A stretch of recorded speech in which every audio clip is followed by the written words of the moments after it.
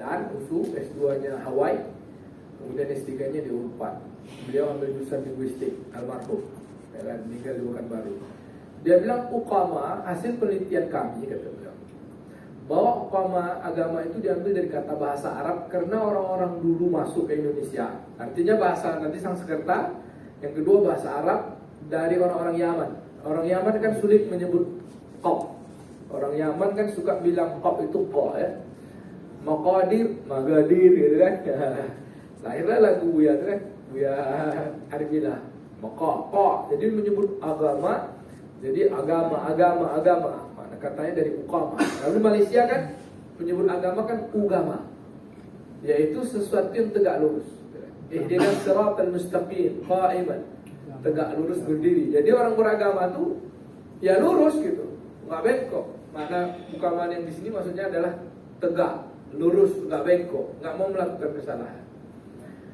Kemudian din dalam bahasa Arab maknanya agama. Tapi kalau kita lihat yang ditulis oleh Imam Ibnu Taimiyah, bahwa din itu adalah, nanti gara-gara Ibnu Taimiyah nanti saya dituduh radikal lagi nih, ya kan?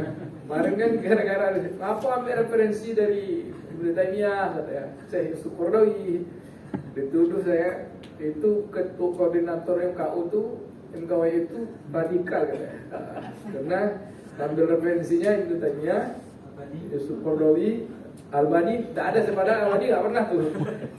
Dua Ibnu Qayyim al-Jauzi, Yusuf tuduh sampai ke WR2, dipanggil saya, panggil antum, kamu katanya pendukung Hizbut Tahrir, kamu katanya Salafi Wahabi, macam-macam lah.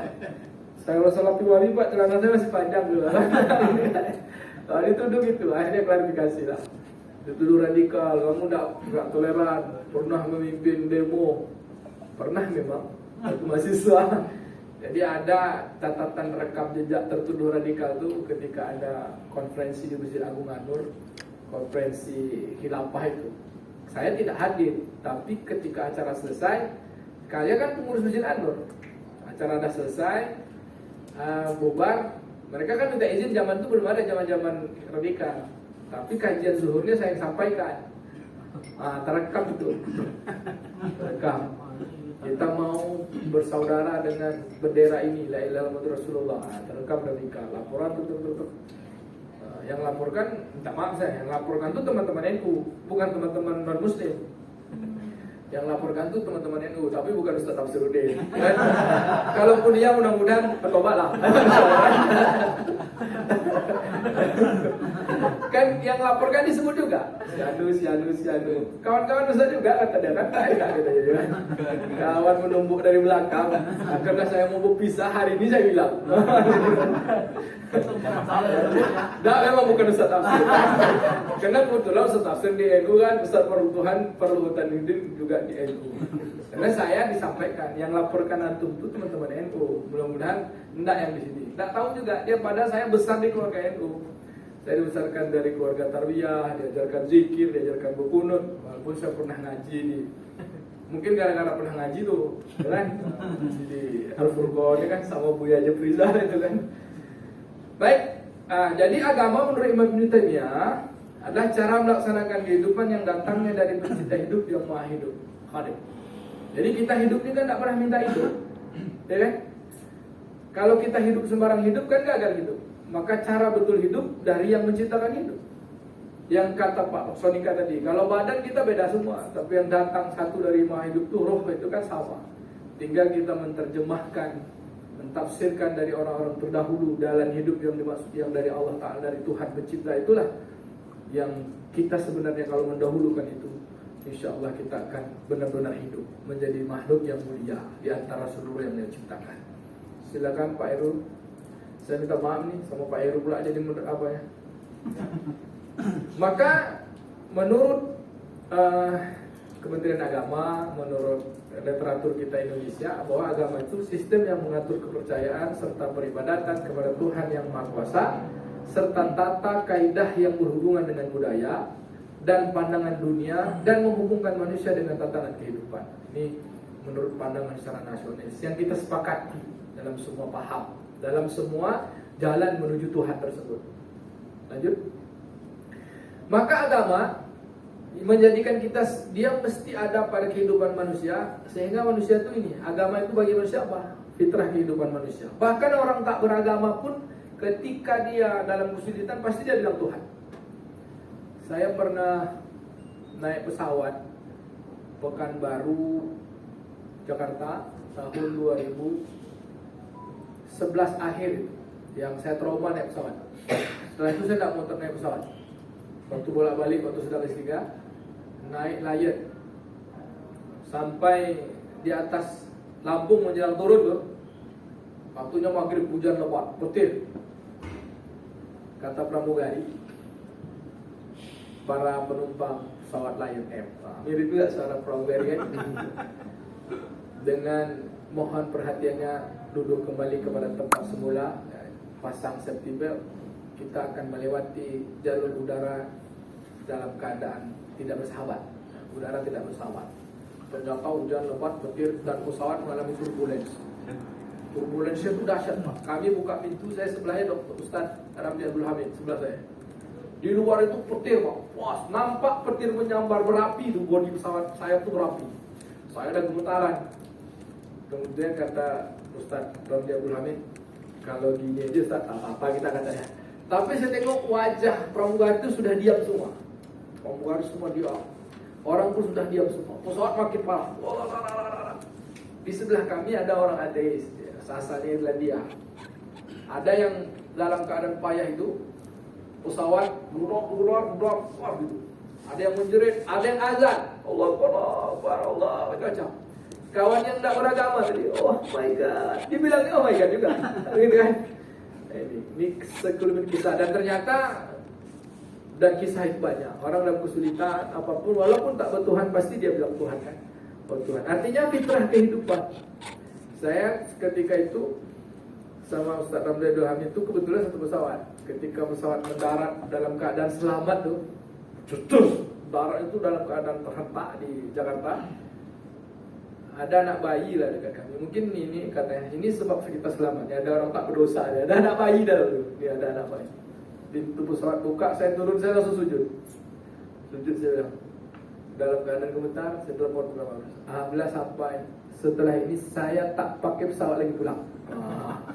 Tak mau pesawat. Trauma. Traumanya dahsyat tu. 8 bulan saya naik pesawat. Akhirnya maksa pulang pakai mobil dari Bogor ke Pekanbaru. Itulah sakit dia. Bawa mobil, akhirnya sakit. Dan itu 8 bulan tak naik pesawat. Asal naik pesawat takut. Ya kan nafsu tu, nafsunya takut, hatinya tak muncul.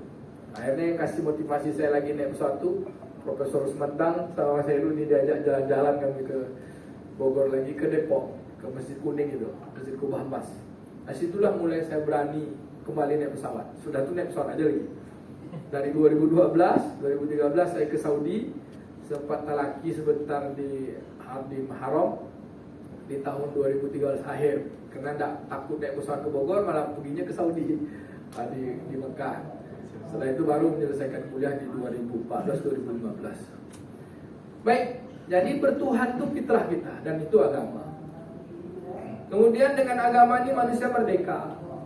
Ya kan, ada istilah kita tahrirun nas minal makhluk, membebaskan manusia dari makhluk kan, min ibadatil makhluk. Bahasa kitanya membebaskan manusia tidak berhamba kepada makhluk, tidak berhamba kepada orang, pangkat, jabatan. Kita bebas karena kita ini juga dengan kendali Tuhan kan, hanya hidup untuk Tuhan yang kuasa. Kemudian agama sebagai obat kegelisahan hati. Orang kalau udah gelisah puncaknya pasti cari agama kan. Yang Kristen cari pendeta, yang Buddha cari pembimbing rohaniawannya. Kita yang Islam pun pergi ke psikolog pun ujung-ujungnya jadi ustaz juga. Sampai-sampai ustaz kadang-kadang energi negatif orang yang curhat tuh banyak pindah ke ustaz. Ustaz tukang ruqyah tuh, ustaz ruqyah tuh perlu ruqyah pula kan. Jadi secara psikologi juga energi negatif orang tuh pindah sama kita. Saya buka bimbingan konseling juga keluarga bermasalah, karena jadi kabid konseling BP4 provinsi. Kabid konseling untuk keluarga BP4 kan, Badan Pembinaan Pelestarian Perkawinan. Ketika ada konseling itu saya opor Ustaz ke teman-teman di UIN kan, Ustaz Dr. Mafirah, Kalau saya di Hasan, saya tidak pernah mau terima. Tidak sanggup saya. Orang curhat orang meleleh-leleh sampai dokter sampai jam 10 malam, jam 11 malam curhat. Orang rumah kita bilang apa orang dimakan gitu kan. Luar biasa lah kita menerima konseling. Dan kegelisahan hati itu obatnya agama. Ketika orang gelisah konseling, pasti kalau bilang agama cara hidup, tenang dah. Kalau kita ketemukan dengan agama, insya Allah jalannya akan ketemu. Yang keempat, agama jalan menuju kebahagiaan. Ya, kebahagiaan memang ada dalam agama. Karena kalau kita mengambil dunia ini, yang kata orang-orang pintar, para ahli ilmu, bahwa dunia ini bukan agama, adalah dia kehendak harta, pangkat, jabatan dan semuanya. Semakin kita punya, semakin gelisah. Tapi kalau hidup itu diatur dengan agama, dengan punyanya kita akan bahagia. Kan begitu kira-kira. Ya, Ustaz Dr. Sabri Soleh, guru saya yang duduk depan. Kalau bicara hati, dia luar biasa nih. Bagus diskusi nanti Pak, sama beliau nih Pak. Kalau ketemu Pak Sonika dengan beliau ini nyambung nih. Ya, gitu kan. Baru nyambung tadi di meja. Baru nyambung kan.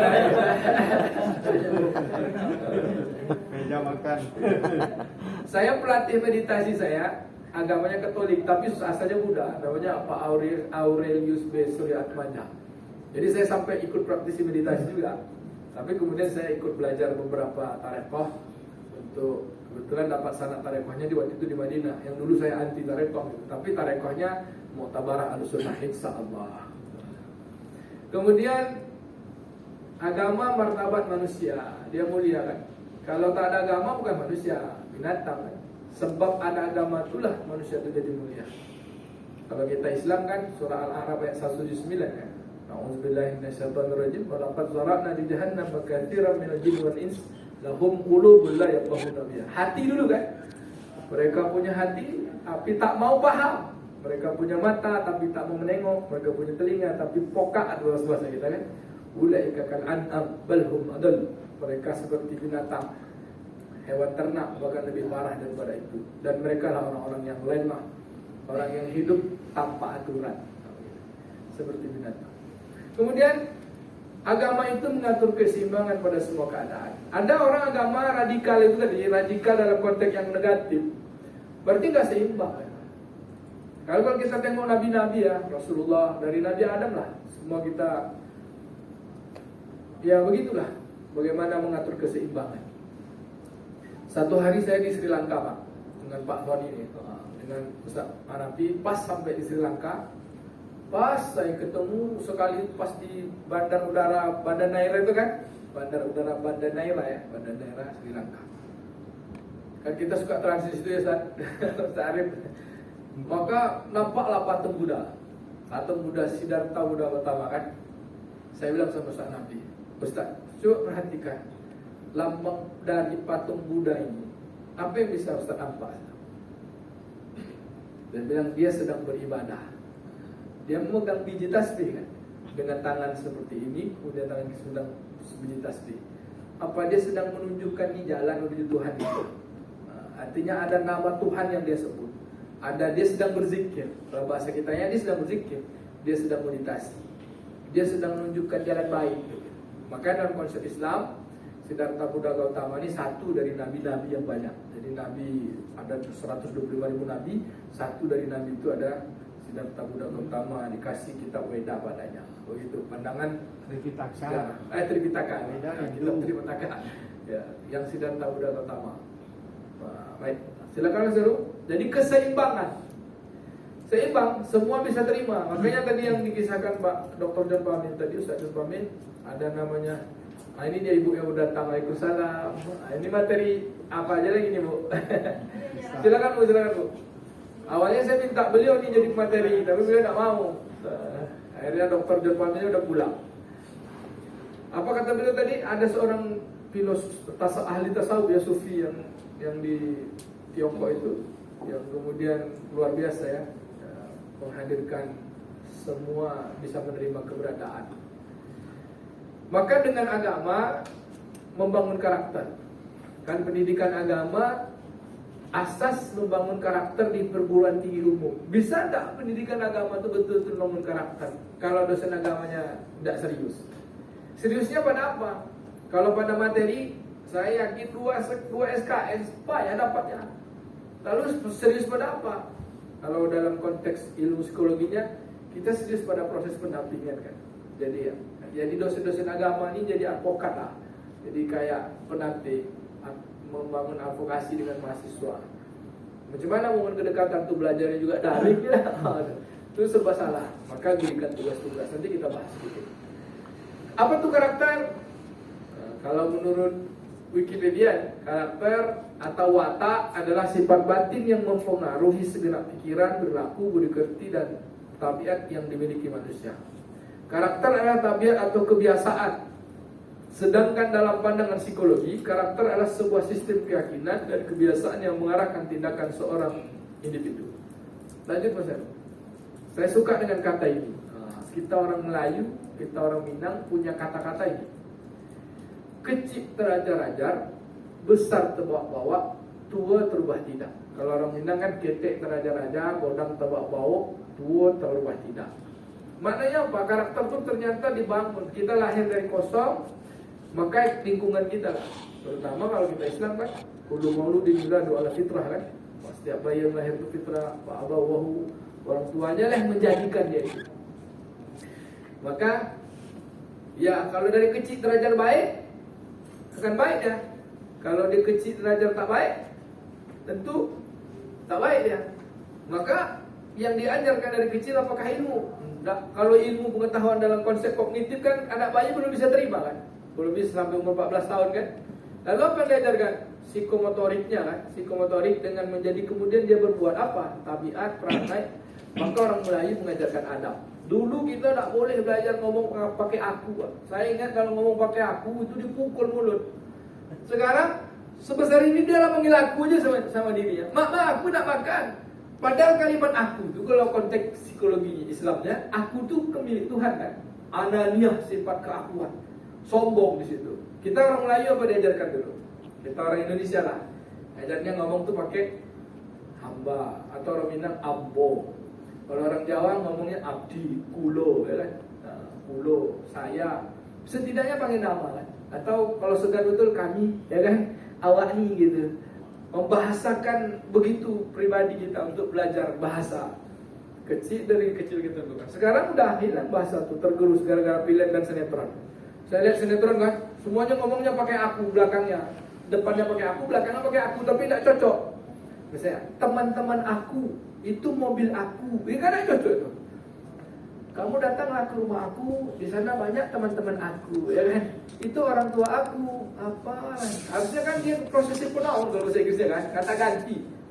Harusnya kan itu mobilku, itu ayahku. Nggak ada lagi aku. Kalau aku kalimatnya kan subjek, dia bukan posisi sebagai objek. Nah, ini belajar bahasa. Bahasa itu udah tergerus. Kenapa? Karena adab kita hilang. Kata Imam Ibn Mubarak, al-adabul fawqul ilmi kan, Abdullah bin Mubarak. Adab di atas ilmu. Kenapa adab di atas ilmu? Karena adab itu bikin orang terpuji. Kumpulan adab adalah akhlak, karakter. Orang berilmu tak beradab, orang berilmu kurang adab, namanya apa? Kurang adab. Garis merek, kurang ajar. Ya, gitu. Tapi orang tak berilmu, tak dengan adab yang tinggi, dengan akhlak yang baik, jadi terpuji kan. Jadi akan memiliki tempat tersendiri mereka. Lanjut Mas Heru. Mudah-mudahan ini tidak hilang kecil teraja-raja beserta waktu berubah tidak. Maka karakter ya sifat. Jadi kalau karakter itu kalau kita lihat karakteristik kata-katanya kan berarti sifat-sifat. Ada sifat baik, ada sifat tak baik. Tapi kalau kita samakan karakter dengan akhlak tentu dia beda. Akhlak itu baik. Cuman kan dibagi juga ada akhlak muda, ada akhlak mazmumah. Kita membangun itulah, bangun karakter atau akhlak.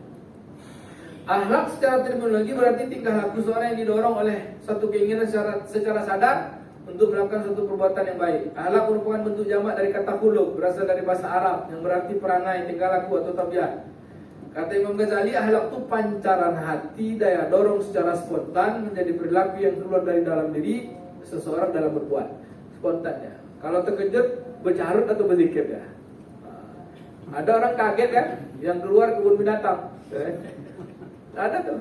Tapi ada orang kaget yang keluar, Masya Allah, Subhanallah, Allahu Akbar gitu kan. Mantap, ada kan. Ada yang kaget kan, bercarut ya. Ada di kampung itu Ustaz. Di kampung kita, kalau jumpa bercarut dulu. Tapi kan itu lah, Aduh, apa kabar? Bercarut dia kan put pak pet, kata dia kan bercarut. Ini sebuah karakter pasar sebenarnya, karakter yang tak bagus. Tapi hari ini sudah berubah.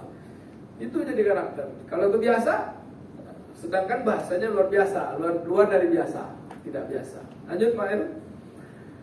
Maka menurut Profesor Suyanto ya, ahli karakter pendidikan, bahwa pada diri manusia itu ada 9 karakter luhur, kata beliau. 9 karakter luhur pada diri manusia yang dibawa dari hati itu. Nah, diantaranya cinta Tuhan dan segenap ciptaan Tuhan. Jadi karakter aslinya yang luhur itu ada 9. Kedua, kemandirian dan tanggung jawab. Ketiga, kejujuran. Yang keempat, hormat dan santun. Yang kelima, dermawan, suka tolong-menolong dan gotong royong. Tidak tanya agamanya apa, apa aja. Itu juga lah yang diajarkan Luqman Hakim kan, dalam surah Luqman ayat 10, ayat 11, 12, 13, 14 itu. Ya bunayya la tusyrik billah, kan, wa bil walidaini ihsana. Terus apa lagi? Silaturahim kan, sampai dia berani mengambil tanggung jawab pendidikan itu. Mulai dari Tuhan dulu. Kemandirian, tanggung jawab, kemudian kejujuran. Nah, jujur ini yang payah nih Pak. Bangun mahasiswa jujur gimana Pak? Sekarang ini praktek kita ngajar. Kan kita ngajar nih pakai Zoom, pakai meeting. Saya tanya Ustaz Henry, menampakkan mahasiswa itu jujur tuh harus pakai kameranya hidup semua. Kadang-kadang kita slide presentasi kita tertutup. Gimana nanda mahasiswa itu jujur? Coba lu tes. Tes, gimana tak? Ya, kalau pengalaman ini, pengalaman dari ada tip yang Iya. dari pengalaman. Ajarkan kami pula. Ya, yang setiap diskusi saya buat tugas individu. Iya. Tugas individu itu setiap orang menulis pertanyaan yang diajukan kepada pemakalah secara tulis tangan. Saya nggak mau ketik, kalau ketik bisa beredar mana-mana. Oke. Kemudian jawabannya dari pemakalah, dan pemakalah saat presentasi wajib pakai audio. Nah, jadi dia mendengarkan nanti kan. Baik. Nanti baru dikirim. Dalam praktek kuliah daring yang kita semua mesti mahasiswanya hadir, ada mahasiswa itu cuman fotonya aja ada di situ. Kemudian katanya dia hadir, padahal dia tak hadir.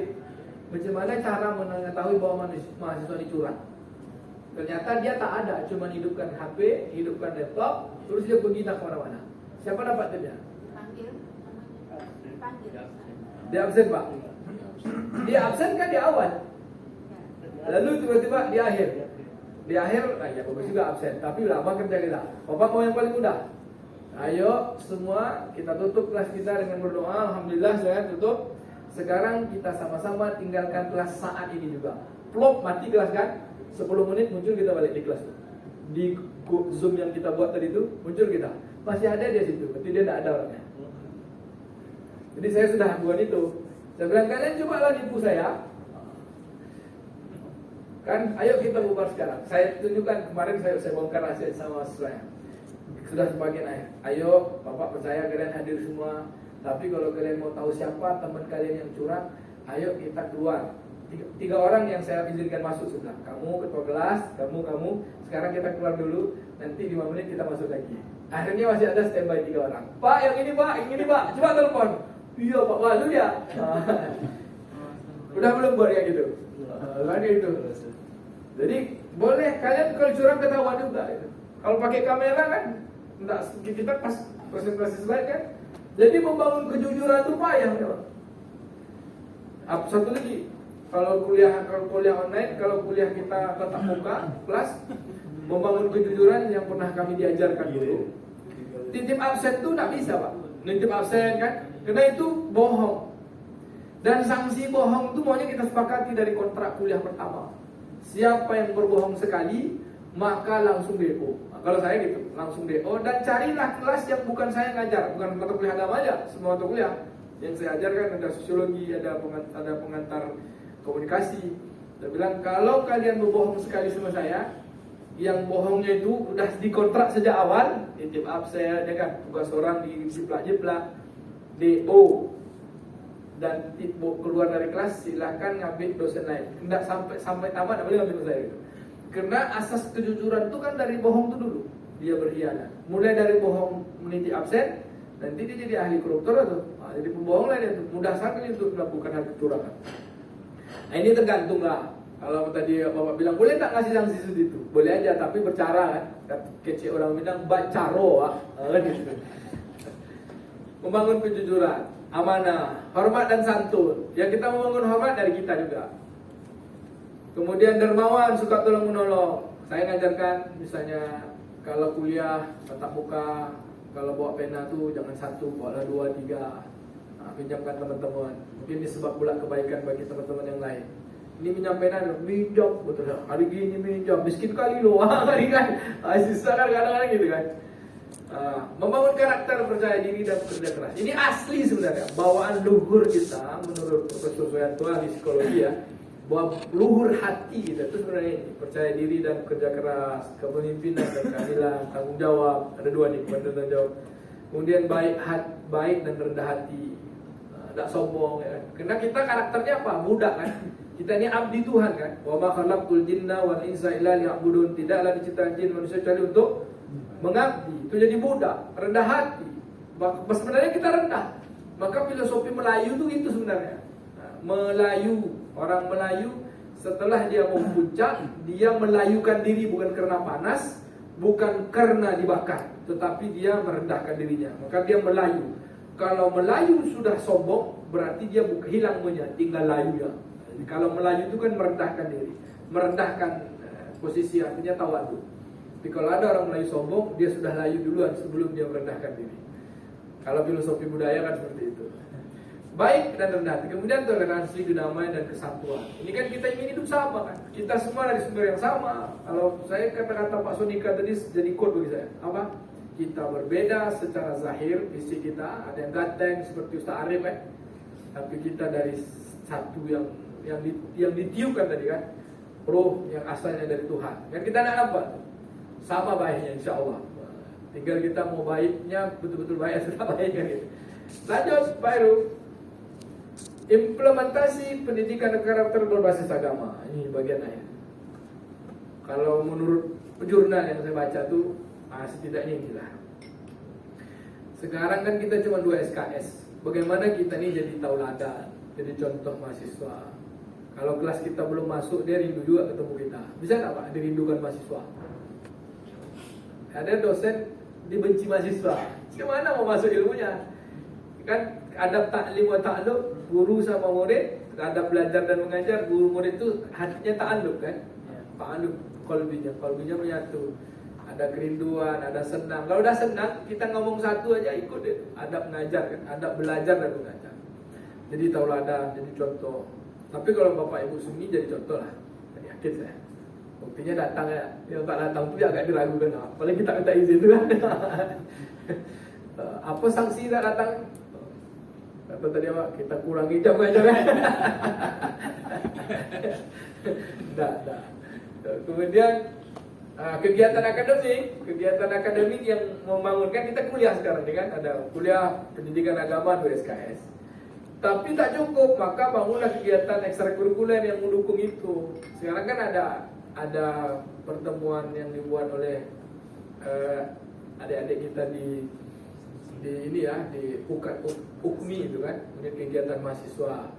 Maka janganlah itu pula ditentang. Karena ada beberapa dosen yang tak suka, kemudian bilang itu sikap bakar lainnya radikal, itu kegiatan politik. Karena kita bebaskan. Lalu kita bagaimana caranya? Kita bimbing mereka untuk menyampaikan materi-materi yang, karena mereka ini kan adik-adik mahasiswa hukum itu kan bukan asisten kita. Lalu bagaimana dia bisa jadi asisten kita, transfer kita kepada dia gitu. Kalau mereka punya bawa ajaran yang salah, ya kita pilih orang-orang yang bisa, atau mereka ini kita betulkan. Kan bukan malah membenci mereka. Kan dulu sudah sempat dibubarkan kan.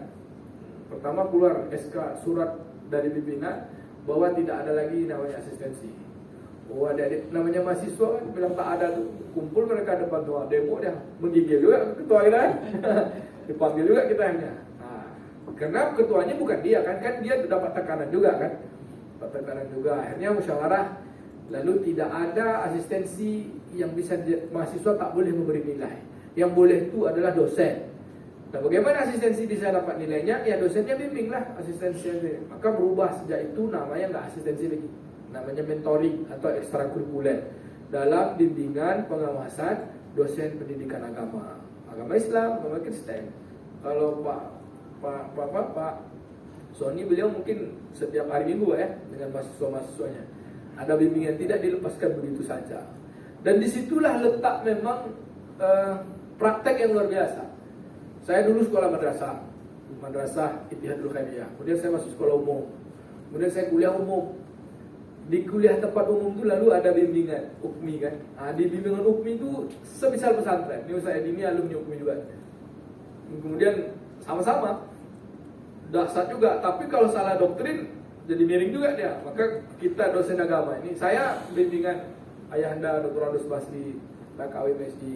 Sejak dari kelas dulu, alumni kami alumni kampus umum yang lahir dari UKMI. Tapi dulu pernah sekolah madrasah, sekolah pondok ngaji gitu ya. Maka kita ini jangan lepas, karena kita namanya dosen kan, bukan dosen yang istilah saja kerjanya sakdos, gajinya saksen. Ada juga tuh, awak dosennya kerja sakdos, PT-nya saksen. Tahu Pak, kerjanya banyak, duitnya saksen. Ya, kita kata Pak Sonika tadi, kita kerja lillah, kita kerja untuk mendidik, membangun karakter. Penguatan, nah ini dia, penguatan di rumah dan masyarakat. Cuma caranya? Saya bikin, ada mahasiswa. Siapa di antara kalian yang bikin buku mutabaah, buku evaluasi amal harian, bahwa laki-laki sholat berjamaah di masjid, minta tanda tangan pengurus masjid selama 1 semester ini, saya jamin agamanya saudara. Sholat subuh berjamaah, sholat isya berjamaah. Di mana sholat jamaah? Minta tanda tangan pengurus masjid, bawa dia ke masjid. Ada yang siap? Dia lupa. Ada siap. Siapa yang hafal ayat-ayat ini, kalian dapat A. Karena dia kalau udah ngapal, udah belajar tahfiz sebanyak ayat itu, otomatis kan tak mungkin dia tidak ke masjid. Nah, Bapak Ibu bisa membangun motivasi dengan itu. Penguatan di rumah dan di masyarakat, kemudian motivasi disiplin beribadah, sholat berjamaah tadi yang membangun kedekatan dengan Tuhan, insya Allah dia jadi baik. Orang kalau dekat dengan Tuhan, berarti dia baik. Kalau ada orang dekat dengan Tuhan, dia membangun tidak baik, berarti ada yang salah tuh kedekatannya. Pasti ada yang salah. Lanjut Pak Ibu. Tugas kita sebagai dosen ini memotivasi dan memfasilitasi mahasiswa, dukung kegiatan ekstrakurikuler dengan pengawasan, beri nilai tambah atau bonus bagi yang aktif beribadah dan kegiatan keagamaan masyarakat. Jadi relawan kemanusiaan yang membangun kebersamaan masyarakat.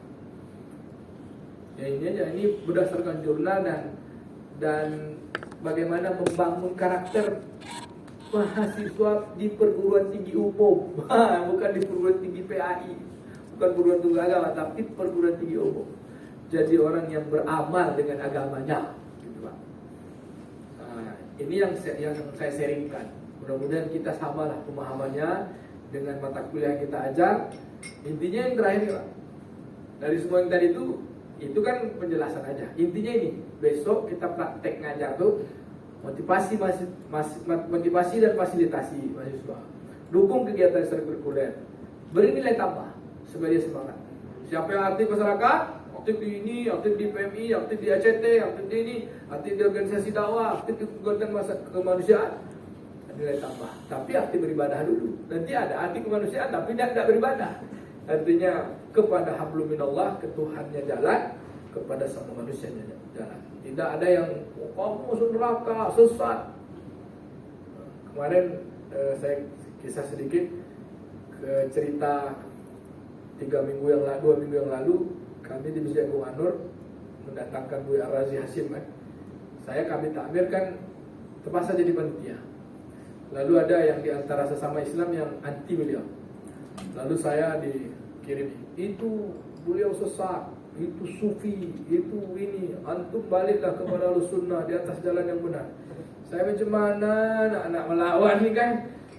Ya terima kasih doanya gitu. Dan Bu Ar-Razi ini lembut kan, tapi di antara kelembutannya yang menjelaskan tentang khilafiyah itu janganlah diperbesar. Tapi ada kawan-kawan tak terima, saya diteror juga. Lalu saya daripada membantah, ya saya blokir aja nomor biar tidak lagi mengirim WA dia ke kita kan. Kita tidak mau balas-balas. Antum bergabung sama dia itu sesat, itu syirik, itu bertabaruk dengan rambut Nabi. Kan ada tabaruk kan, kebetulan ada rambut Nabi itu. Ya, bagian ritual sebenarnya yang ikhtilaf menurut perbedaan pendapat, tapi itu besar.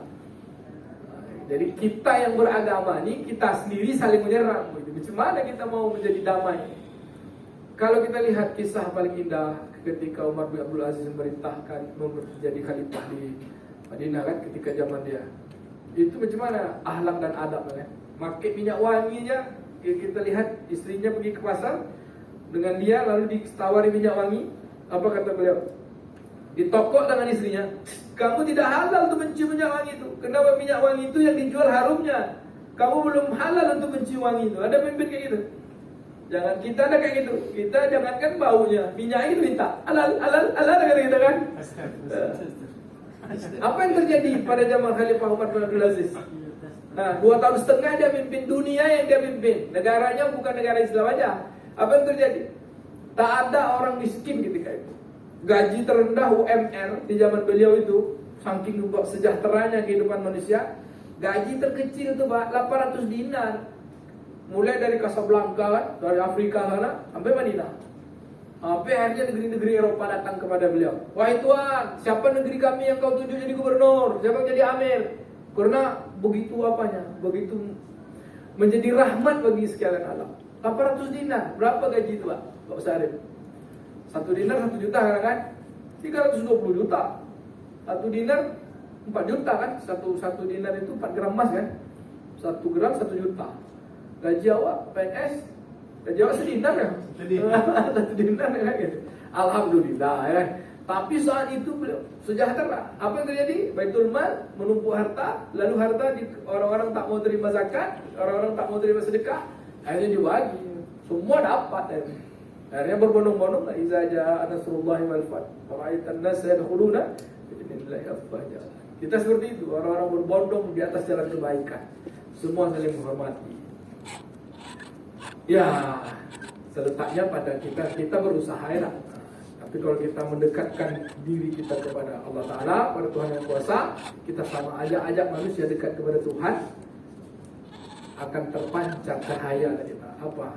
Nur, kebaikan. Bukan yang kata Pak Sonika tadi, tanah, api, angin, air, tapi yang dari sumber yang membuat kita mulia itu. Ada roh, ruhani, latifah, atau kalau bahasa Imam Al-Ghazali ya disebut latifah ya, latifatul ruh. Kalau bahasa Abu Ar-Razimnya disebut qalbiyah.